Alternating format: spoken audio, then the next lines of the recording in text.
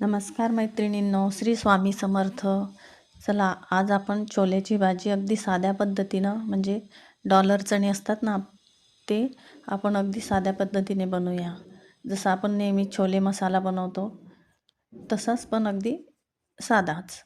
तर मी कुकरमध्ये न लावता अगदी कढईमध्येच कांद्यावर आणि टोमॅटो परतून घेऊन त्यावर साध्या पद्धतीनं म्हणजे वाफवून घेणार आहे. छान शिजतात, काही कुकर लावायची गरज नाही पडत.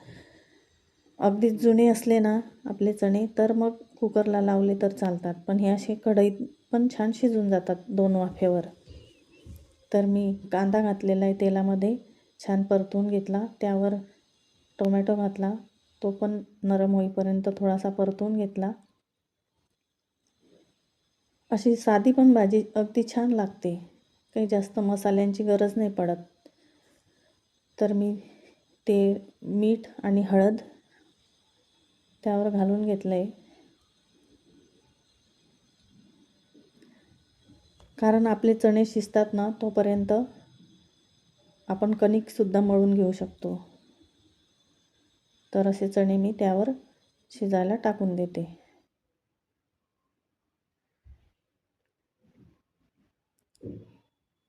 छान परतवून घ्यायचं, मिक्स करून घ्यायचं, कारण आपले चणे शिजताना म्हणजे मिठाचं पाणी आणि हळदीचं पाणी त्यामध्ये मुरतं ना, तर त्यामुळे अजून छान टेस्ट लागते. झाकण ठेवून झाकणावर थोडंसं पाणी घालून घ्यायचं, छान 2 वाफे काढून घ्यायची. कारण कुकरलाही तेवढाच वेळ लागतो आणि कढईमध्ये पण तेवढाच वेळ लागतो, काही एवढा फरक नाही पडत आणि छान शिजतात पण.